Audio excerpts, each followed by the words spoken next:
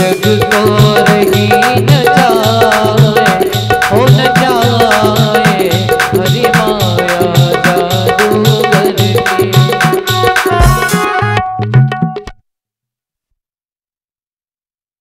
धर्म की रक्षा करने के लिए भगवान इस धराधाम पर अवतार लेकर के आते हैं। शौनकादिक ऋषियों ने जब पूछा कि महाराज ये बताइए, ये भागवत महापुराण की रचना किसने की, ये प्रश्न किया। तब श्री सूत जी महाराज कहते हैं, ऋषियों द्वापर में श्री कृष्ण द्वैपायन श्री वेद व्यास जी महाराज का अवतार हुआ। ये वेद व्यास जी भगवान का ही अवतार माने जाते हैं। व्यास जी ने अपनी दिव्य दृष्टि से आते हुए भविष्य को देखा। कलयुग में जो पापाचरण देखा, लोगों की मंद बुद्धि देखी। हे भगवान, इस कलयुग के प्राणियों का उद्धार कैसे हो। तब महाराज एक वेद के 4 भाग कर दिए, ऋग्वेद, सामवेद, यजुर्वेद, अथर्ववेद। चारों वेदों की रचना की। लेकिन महाराज वेदों की भाषा बड़ी कठिन है। वेद देववाणी है, संस्कृत भाषा। हिंदी तो हम शुद्ध बोलते नहीं है, बोल नहीं पाते हैं, तो संस्कृत कैसे बोलेंगे, कैसे पढ़ेंगे। तब महाराज समझ में नहीं आया आगे क्या करें। तो पंचम वेद के रूप में महाभारत की रचना 1 लाख श्लोकों में वेद व्यास जी ने की। पंचम वेद बना करके तैयार कर दिया। फिर भी मन को शांति नहीं। पुराणों की रचना की, 17 पुराण लिख दिए, तब भी आत्म संतुष्टि नहीं, संतोष नहीं। सर पकड़ करके बैठ गए। अब क्या करें, उदास बैठे थे। तब नारद बाबा का आगमन हुआ। प्रश्न किया नारद बाबा ने, व्यास जी आप ऐसे उदास क्यों बैठे हैं। व्यास जी महाराज ने सारी समस्या सुनाई। महाराज आगे चल करके ऐसा कलयुग आएगा, लोगों की मंद बुद्धि हो जाएगी, लोगों का उद्धार कैसे कराएं, क्या लिखूं। मैंने 17 पुराण लिख दिए, 4 वेद लिख दिए, पर फिर भी मेरे मन को शांति नहीं है। आप ही बताइए मैं क्या करूं। तब नारद बाबा कहते हैं कि हे व्यास जी महाराज, आपने बड़े सुंदर, बड़े दिव्य पुराण लिखे, वेद लिखे, पर ये वेदों की भाषा किसी की समझ में आने वाली नहीं है। आपके मन को संतुष्टि इसलिए नहीं हुई क्योंकि आपने ऐसा कोई भी ग्रंथ नहीं लिखा जिसमें केवल भगवान की लीलाएं हो, केवल भगवान के नाम का रस भरा हो। इसलिए आप किसी ऐसे पुराण का लेखन कीजिए जिसमें केवल भगवान के नाम की ही महिमा हो मूल रूप से। और चतुश्लोकी भागवत का दिव्य ज्ञान 4 श्लोकों के माध्यम से नारद बाबा ने व्यास जी महाराज को दिया। और उन्हीं चतुश्लोकी भागवत को लेकर के वेद व्यास जी महाराज ने खूब महाराज नमक मिर्ची डाल करके 4 श्लोकों के 18,000 श्लोक बनाए। सबसे पहले दिव्य ज्ञान देकर के नारद बाबा तो चले गए। अब महाराज वेद व्यास जी महाराज अपनी कुटिया से बाहर निकल करके आए, सरयू मैया में स्नान किया। स्नान करके ज्यों कुटिया में बैठे, हृदय में भगवान का दिव्य नाम गुनगुनाया। और व्यास गुफा के सामने ही है गणेश गुफा। तो व्यास जी महाराज ने गाना प्रारंभ किया और गणेश भगवान ने लिखना प्रारंभ किया। धीरे धीरे धीरे धीरे आगे चल करके महाराज कब ये 18,000 श्लोकों की दिव्य संगीता तैयार हो गई पता ही नहीं चला। वेद व्यास जी महाराज बड़े खुश हैं। ये भागवत महापुराण किसको सुनाए, सुनने का अधिकारी इसका कौन है। तो देखिए ये भागवत महापुराण कोई साधारण पुराण नहीं है, कोई साधारण ग्रंथ नहीं है। तो इसको कोई साधारण श्रोता नहीं सुन सकता, कोई दिव्य अवधूत परमहंसी होगा जो इसको सबसे पहले श्रवण करेगा। तब महाराज व्यास जी महाराज ने ध्यान किया किसको सुनाए। तो याद में अपना औरस पुत्र श्री सुखदेव याद आया। सुखदेव जी का जन्म हुआ। जन्म होते ही श्री सुखदेव जी ने एक बार भी माता पिता की ओर मुड़ करके नहीं देखा, जंगल की ओर चल दिए। पुत्र पुत्र कहते कहते व्यास जी पीछे पीछे चले जा रहे हैं। पर एक बार भी नहीं देखा। श्री सुखदेव जी का जन्म कैसे हुआ, जन्म की भी कथा बड़ी अद्भुत है। थोड़ी सी आपको सुना देते हैं क्योंकि समय तो हो ही गया है और 2 दिन की कथा एक दिन में कवर होना बड़ी मुश्किल की बात। जो बची रहेगी वो कल कर लेंगे, कोई बात नहीं है। महाराज श्री सुखदेव जी का जन्म कैसे हुआ, कहते हैं एक समय भूत भवन भोलेनाथ जी का पार्वती जी का विवाह हुआ। विवाह होने के बाद पार्वती मैया कैलाश पर्वत पर बैठी थी।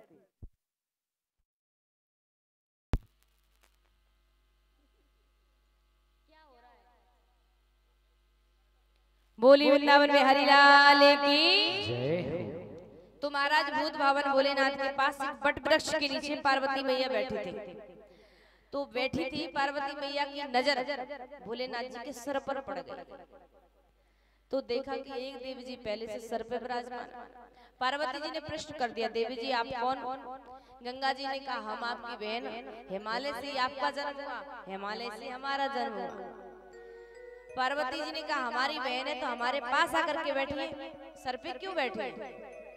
गंगा जी ने कहा मैं नीचे उतरने वाली नहीं, स्वामी ने मुझे आते ही सर पे स्थान दिया है, अब मैं नीचे उतरने वाली नहीं हूँ।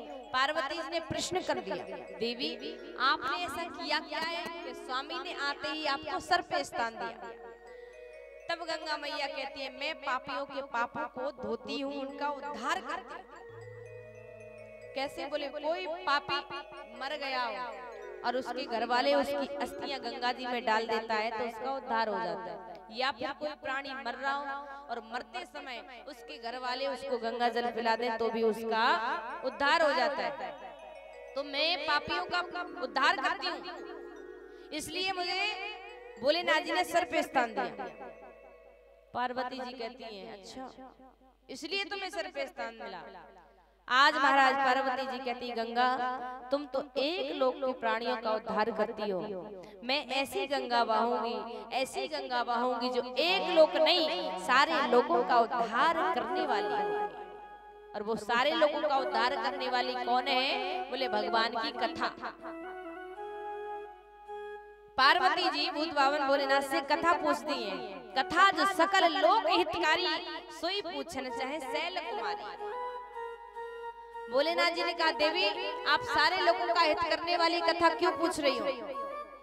पार्वती जी कहती हैं स्वामी यदि आप मेरे नाथ अकेले होते तो मैं अपने लिए कथा पूछती, लेकिन आप तो मेरे नाथ ना होकर के विश्वनाथ ममनाथ पुरारी त्रिभुवन महिमा विदित तुम्हारी, आप तो विश्व के नाथ हैं इसलिए सारे लोगों का उद्धार करने वाली कथा पूछ रही हो। दूसरा कारण इस कथा को धराधाम पर लाने का, कहते हैं एक समय की बात नारद बाबा ने विचार किया कि प्राय लक्ष्मी नारायण का विवाह हुआ उनमें झगड़ा हो गया, ब्रह्मा जी ब्राह्मणी का विवाह हुआ उनमें झगड़ा करा दिया, लेकिन आज तक जब से भोलेनाथ जी का मां पार्वती का विवाह हुआ तो उनमें झगड़ा नहीं हुआ।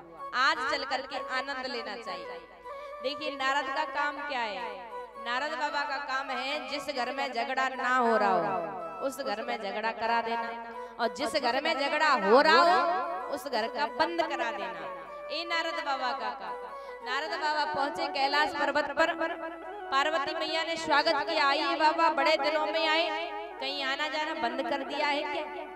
नारद बाबा कहने लगे क्या बताएं माताजी, मैंने एकदम आना जाना बंद कर दिया है। बोले क्यों? अरे बोले जहाँ जाओ जहाँ छल कपट ही दिखाई देता है, पिता बेटे में शत्रुता, भाई भाई में शत्रुता, मित्र मित्र में शत्रुता, पड़ोसी पड़ोसी में शत्रुता, प्रेम से तो कोई रहता ही नहीं है, इसलिए मैंने आना जाना बंद कर दिया। पार्वती जी कहती है बाबा एक बात बताऊं, किसी में शत्रुता हो द्वेष हो होने दो, पर हमारे भूत भावन और भोलेनाथ का और हमारा जीवन तो बड़ा अच्छा चल रहा है। इतना प्रेम भोलेनाथ जी हमसे करते हैं कि आज तक कोई बात नहीं छुपाते, और इतना हम उनसे प्रेम करते हैं कि हम भी कोई बात नहीं छुपाते। यहाँ तक कि गुरु मंत्र गुप्त होता है, लेकिन भोलेनाथ जी ने गुरु मंत्र भी मुझे बता करके रखा, तो हमारा जीवन तो बड़ा अच्छा चल रहा। नारद बाबा को मौका मिल गया, नारद बाबा ने पूछ लिया पार्वती मैया एक बात बताओ, तब तो ये बात जरूर बताई होगी कि भोलेनाथ जी के गले में जो मुंडों की माला है वे मुंड किसके हैं? पार्वती जी ने कहा बाबा भोलेनाथ जी ने मुझे सब कुछ बताया, बस यही बात नहीं बताई कि वो मुंड किसके। नारद बाबा ने कहा मैया अब आप ही कह रही थी कि भोलेनाथ जी हमको कुछ नहीं छुपाते और हम उनको कुछ नहीं छुपाते, इसलिए हमने पूछ लिया कि हमें नहीं बताया, शायद आपको बताया हो। इतना कह करके बोले माता जी अब हम चलते हैं। आग लगाना नारद बाबा का काम। जब जाने लगे तो मैया ने कहा नारद बाबा भोलेनाथ जी बाहर भजन कर रहे हैं, उनको भीतर भेज देना। ठीक है। नारद बाबा गए और भोलेनाथ जी से कह दिया बाबा भीतर मैया याद कर रही हैं, जाइए। भोलेनाथ जी समझ गए जिस घर से आपका पदार्पण हुआ उस घर की पत्नियां पतियों को याद नहीं करेंगी तो किसको करेंगी। भोलेनाथ जी गए, माता जी ने स्वागत किया, भोजन की थाली परोस दी। भोलेनाथ जी ने एक गिलास उठाया, मुख में डालने वाले थे, पार्वती मैया बोल पड़ी स्वामी तुम बड़े कपटी हो, तुम हमसे प्रेम नहीं करते, सच्चा प्रेम तो करते ही नहीं हो, दिखावटी करते हो। भोलेनाथ जी ने कहा आपको कैसे पता? अरे देवी हम तो सच्चा प्रेम करते हैं। बोले यदि आप सच्चा प्रेम हमसे करते होते तो आप हमसे कुछ नहीं छुपाते। भोलेनाथ जी ने कहा हमने आज तक आपसे कुछ छुपाया ही नहीं। तब पार्वती जी कहती है स्वामी आपने हमको बहुत बड़ी बात छुपाई है, जो 24 घंटे हृदय से जो मुंडों की माला लगा करके घूम रहे हैं, आज तक आपने नहीं बताया कि ये मुंड किसके हैं। जैसे इतना सुना पार्वती मैया की बात को भोलेनाथ जी की आंखों में आंसू आ गए। देवी यदि मैं सच्चा प्रेम आपसे करता हूँ उसका सच्चा प्रमाण कोई है तो ये मुंडों की माला है। ये मुंड किसी और के नहीं आपके ही हैं। जितनी बार आप मनी है मैं आपसे इतना प्रेम करता हूँ कि आपकी याद के प्रति आपके एक एक मुंड को अपनी माला में परोता गया। पार्वती जी कहने लगी स्वामी आप इतना प्रेम हमसे करते, हम भी आपसे कम नहीं करते हैं, बस कमी इतनी है कि आपने मुंडों की माला पहनी है, हमने मुंडों की माला नहीं पहनी, तो कृपा करके हमको बता दीजिए, कहीं आपका एक आध मुंड पड़ा हो तो हम भी अपनी माला में लटका लेंगे। जैसे ही इतना कहा भोलेनाथ जी ने कहा देवी यही तो विडंबना है। क्या? बोले हम कभी मरे ही नहीं और आपको बार बार मरना पड़ता है। जैसे ही इतना सुना पार्वती जी कहने लगी स्वामी तब तो आप कपटी नहीं, तब तो आप महाकपटी हो। अरे हमें बार बार मरना पड़ता है और आप एक भी बार नहीं मरे। आपको पता है जब व्यक्ति मरता है तो कितना दुख होता है, कितना कष्ट होता है। बोले जन्मत मरत दुसह तो कोई। जब व्यक्ति के प्राण निकलते हैं शरीर से तो इतना कष्ट होता है जितना कष्ट 1000 बिच्छी के डंक मारने से एक साथ होता है। इतना कष्ट होता है जब हमारे प्राण निकलते हैं। तो स्वामी आप तो कपटी नहीं महाकपटी हो। अरे आपने कौन सी दवा खा रखी है जो आपको मरना नहीं पड़ता और मुझे मरना पड़ता है? भोलेनाथ जी ने कहा हमने कोई दवा नहीं खाई है, हमने केवल अमर कथा को सुना है। पार्वती जी कहने लगी प्रभु वो अमर कथा मुझे भी सुनाइए कृपा करके, अब मैं मरना नहीं चाहती। भोलेनाथ जी ने कहा बिल्कुल सुनाएंगे, लेकिन एकांत में उस कथा को कोई दूसरा नहीं सुन सकता है। ठीक है। पार्वती जी को कैलाश पर्वत से ऊंचे सबसे ऊपर एक पहाड़ी पर लेकर के गए। वहां बैठे भोलेनाथ जी और महाराज 3 बार करतल ध्वनि बजाई कि जितने भी पक्षी बैठे हों सब उड़ जावे। त्रिशूल को भेजा जाओ देखकर कहो कैलाश पर्वत पर कोई रहना नहीं चाहिए, भोलेनाथ जी और पार्वती जी के अलावा। अमर कथा होने जा रही है। त्रिशूल भी गया महाराज, सब लोगों को भगा दिया और सुंदर सी आसन पर बैठ करके भूत भावन भोलेनाथ जी कथा सुनाने लगे माँ पार्वती को। बोले वामासन पर महादेव जी बैठे आसन डार, हमारे कथा जब लगे सुनाने गौरा को त्रपरार, उमा के पड़ गए सोता हो के राधे रहो तोता।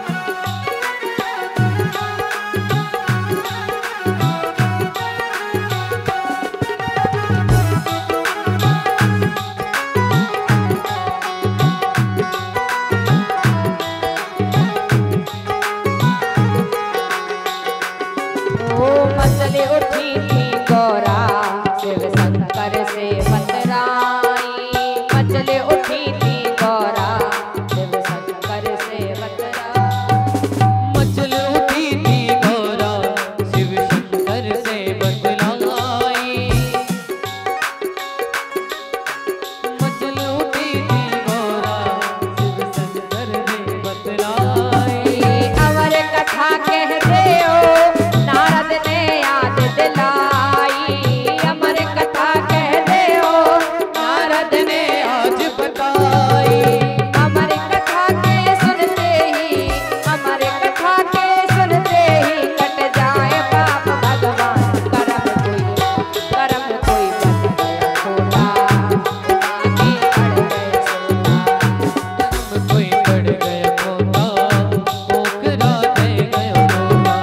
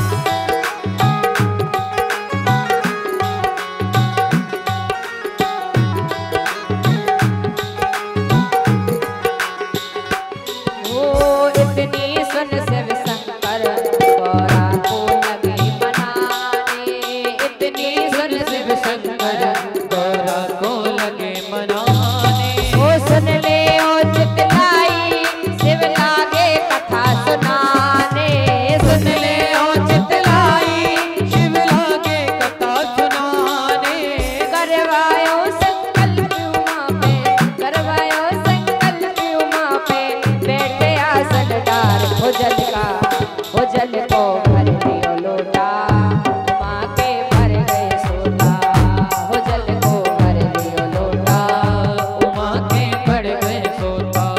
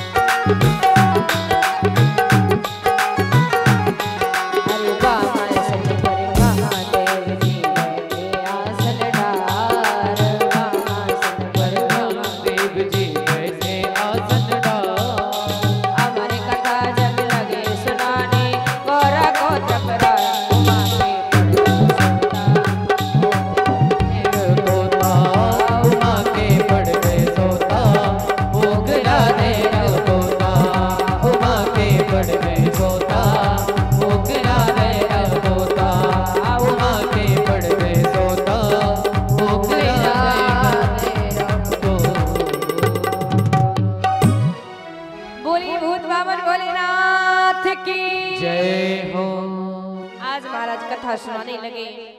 कथा सुनाने से पहले भूत बावन भोलेनाथ जी ने कहा, देवी देखिए, कभी मैं नेत्र खोल करके कथा कहता हूँ, कभी बंद करके कथा कहता हूँ। अब मुझे पता कैसे चलेगा, कहीं आप कथा सुनते सुनते सो गई तो आप हुंकरा भरते चलना, तो कम से कम मुझे पता चलता रहेगा कि आप कथा सुन रही हैं।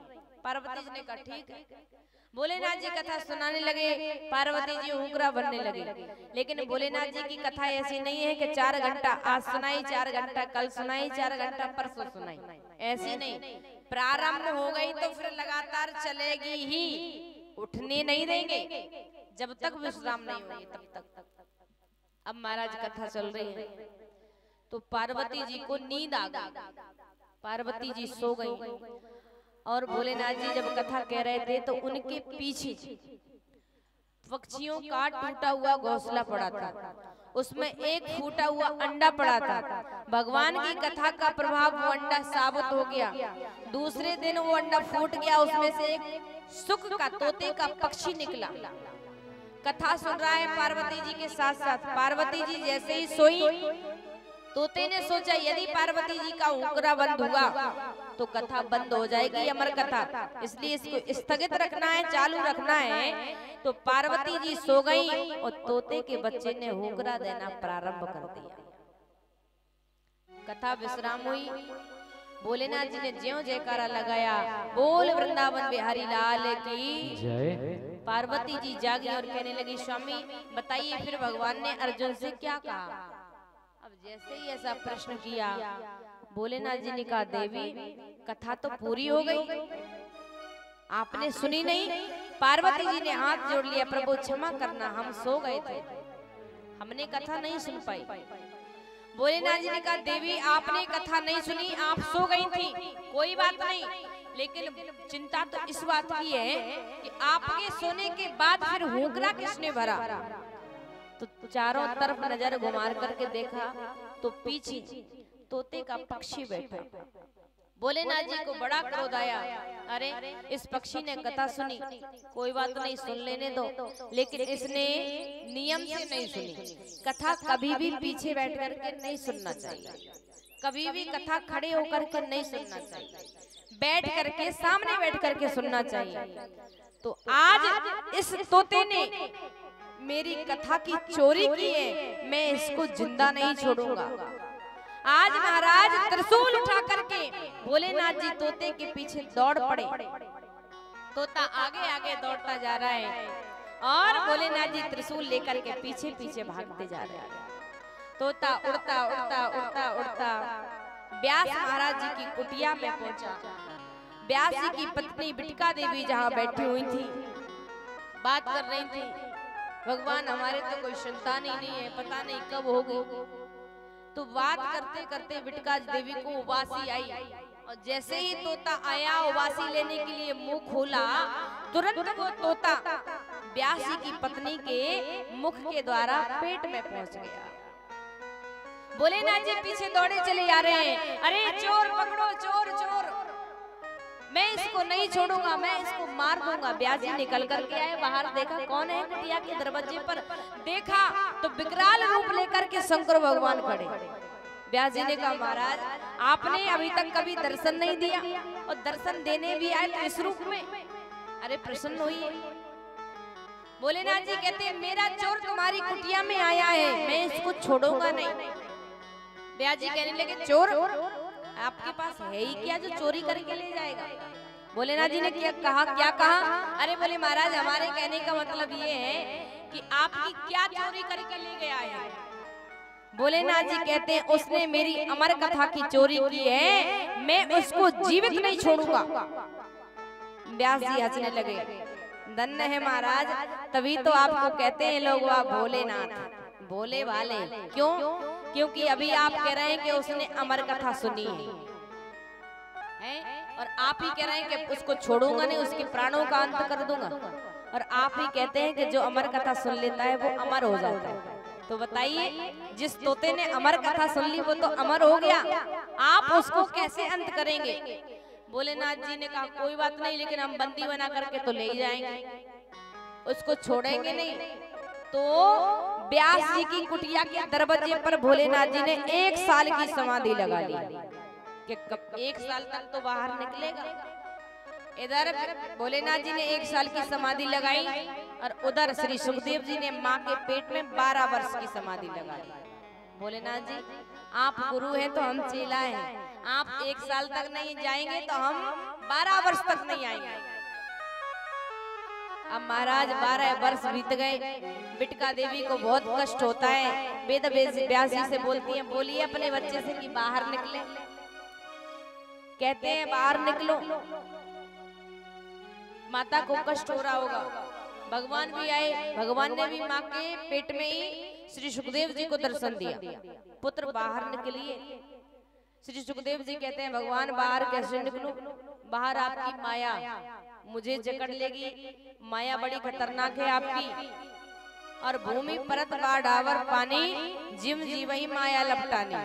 जिस प्रकार से आकाश में जो जल का कण रहता है वो पवित्र रहता है, धरती पर आया सोई मिट्टी कीचड़ में सन गया, उसी प्रकार जब तक मानव का जन्म माँ के गर्भ में है तब तक एकदम पवित्र है। ना काम है, ना क्रोध है, ना राग है, ना द्वेष है, ना ईर्ष्या है, ना घृणा है, ना तृष्णा है, कुछ नहीं है।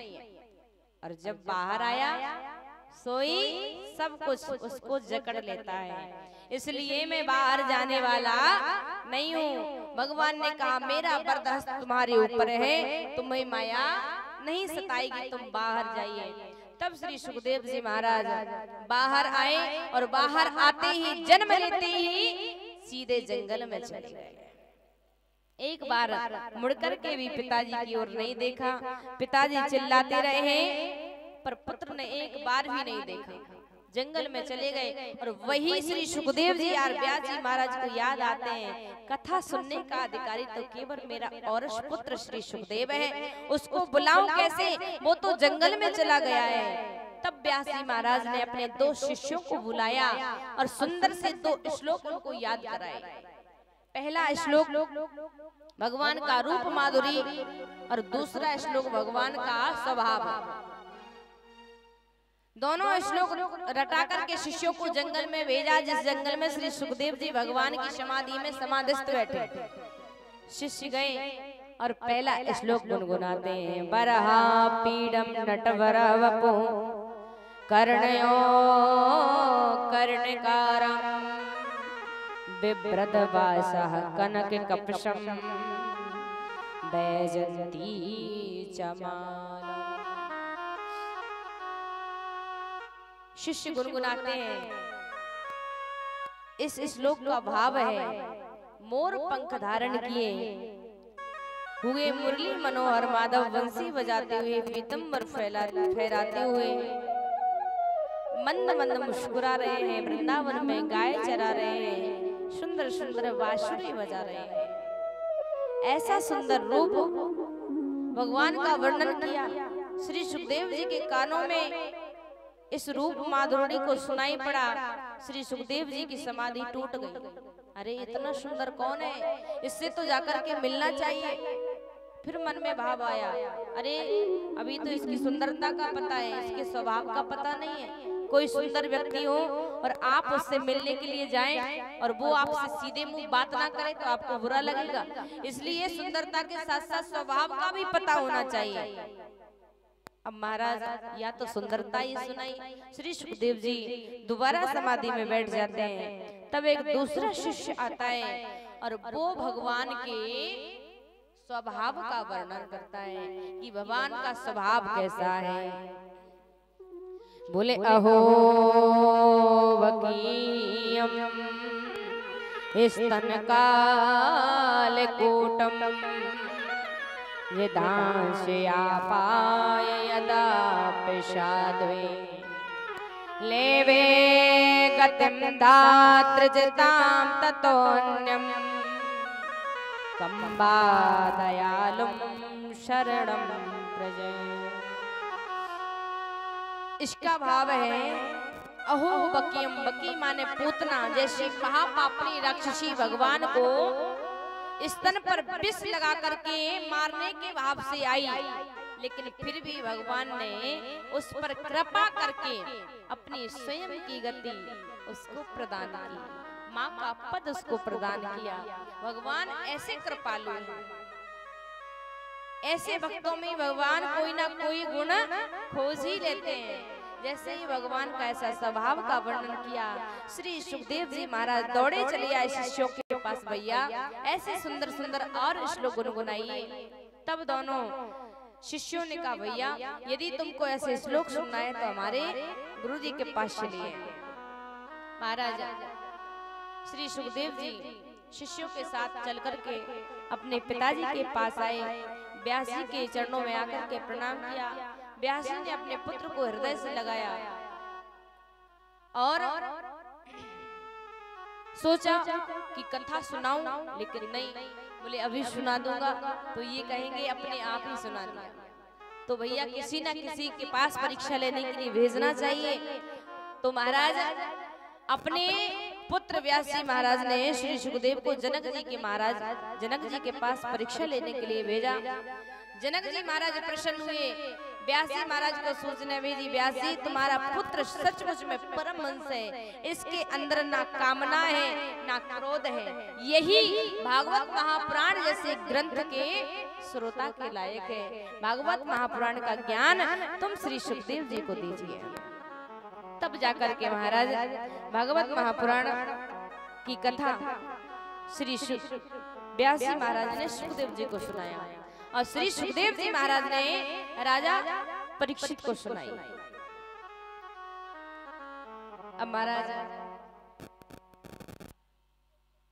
परीक्षित के जन्म की कथा बड़ी लंबी चौड़ी है, इसलिए ये कथा हम कल ठीक समय पर कोई विघ्न ना आए। देखिए आज कथा पूरी हो जाती है यदि लाइट नहीं जाती तो ये तो विघ्न तो देखिए आता ही रहता है। जब कोई शुभ कार्य होता है तो 2 बार भगवान का नाम, उसके बाद आरती। लेकिन कल से हमारे यजमान परिवार भी थोड़ा ध्यान करेंगे व्यवस्था का। एकदम कथा एक बार प्रारंभ हो जाए तो बीच में 2 मिनट के लिए भी बंद नहीं होना चाहिए। सभी भक्त 2 बार भगवान का नाम लेंगे, उसके बाद आरती करेंगे। और कल ठीक 2:30 बजे प्रांगण में आप भी उपस्थित हो जाएं। हमको पता है धूप रहती है, लेकिन कल यहाँ थोड़ी व्यवस्था कराई जाएगी। आज ही कल सुबह 10 बजे तक हो जाना चाहिए। सभी भक्त 2 बार भगवान का पावन नाम गुनगुनाएं, उसके बाद आरती करें। बोली वृंदावन बिहारी लाल की जय।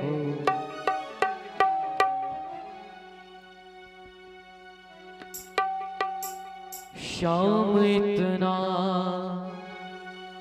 बता दो जरा तुम मुझे, गमसुदा क्यों मेरी जिंदगी हो गई।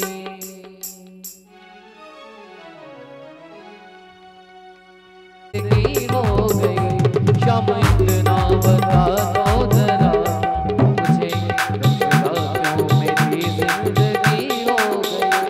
या तो तेरे करम ने कब जो नदी, या तो तेरे करम ने कब जो नदी, या तो पूजा में मेरी कमी रह गई, या तो पूजा में मेरी कमी रह गई। श्याम इतना बता दो जरा तुम मुझे, गमसुदा क्यों मेरी जिंदगी रह गई। श्याम इतना बता दो जरा मुझे, गमसुदा क्यों मेरी जिंदगी रह गई।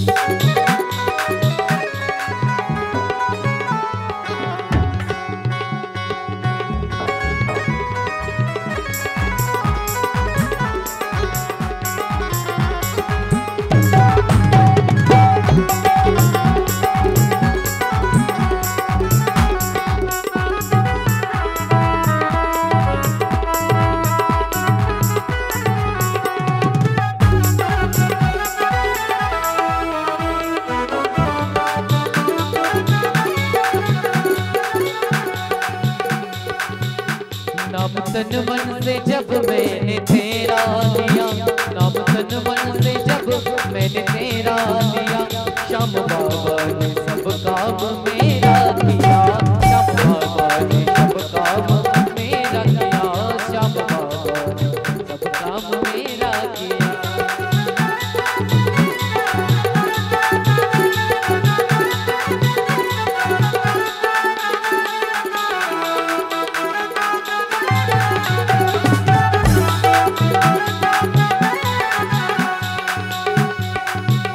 रात सपने में बाबा ने दर्शन दिए,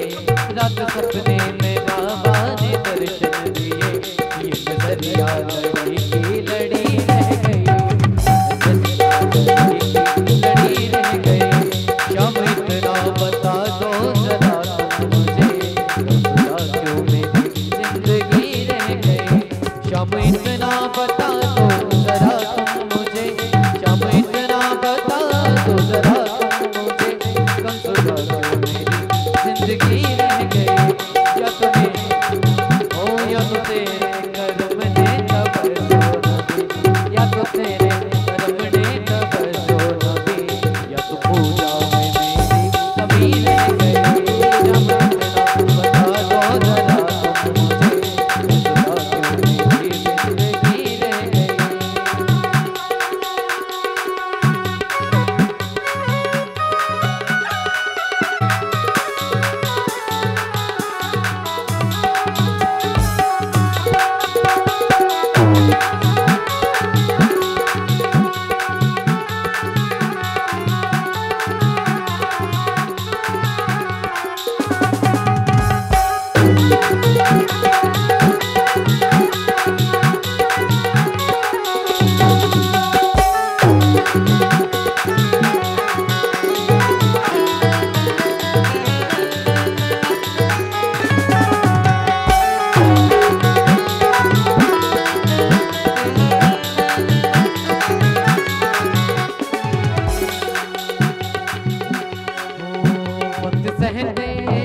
वक्त रहते हैं लाखों गलतियां,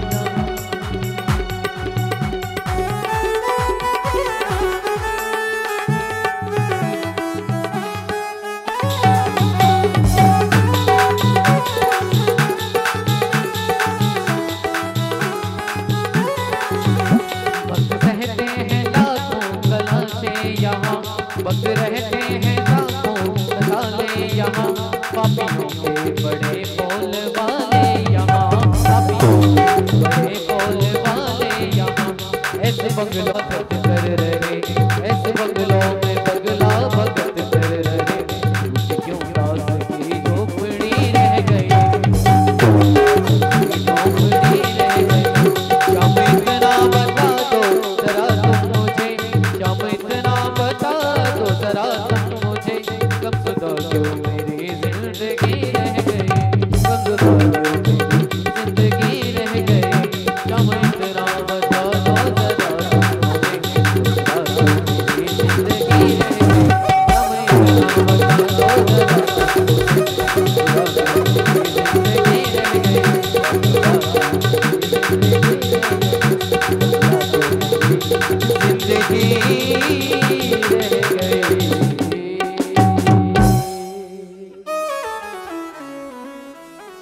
हरी तेरी आरती गाओ, हे गिरधर तेरी आरती गाओ, आरती गाओ प्यारे आपको मनाओ, आरती गाओ प्यारे आपको मनाओ, हे गिरधर तेरी आरती गाओ, बाके बिहारी तेरी आरती गाओ।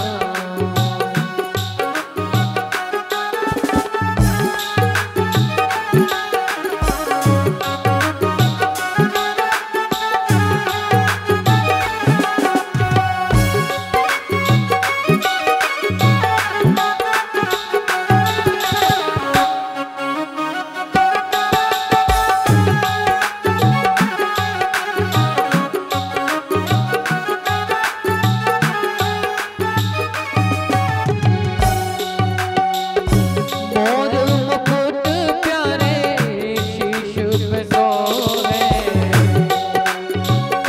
मोर मुकुट प्यारे शीश पे सोहे, प्यारी बरसी मेरो मन मोहे, प्यारी बरसी मेरो मन मोहे।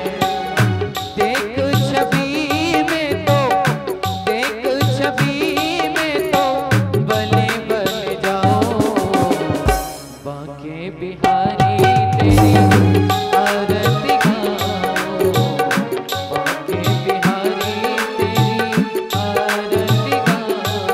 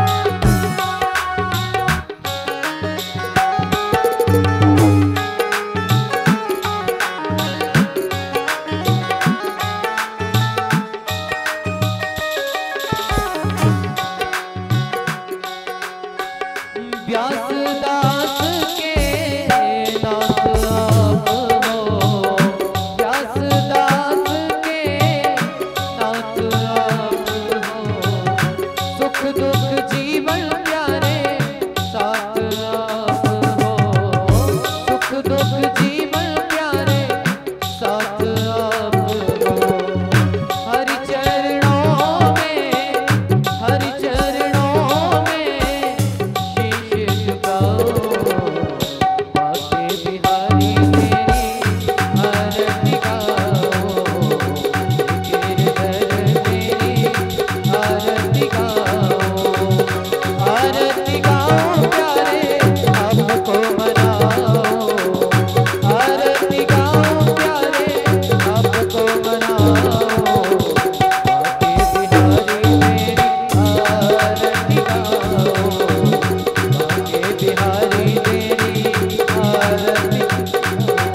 कर्पूर गौरम करुणावतारम संसारसारम भुजगेन्द्रहारं सदा वसन्तं हृदयालयं भवं भवामि शतं नमामि। त्वमेव माता च पिता त्वमेव, त्वमेव बन्धुः च सखा त्वमेव, त्वमेव वेद्या सर्वं त्वमेव, त्वमेव शरणं मम देवदेव।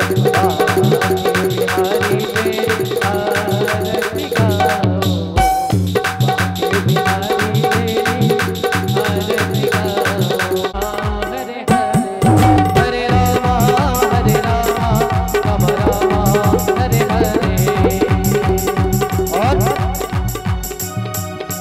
लेते जाना रे, लेते जाना रे, लेते जाना रे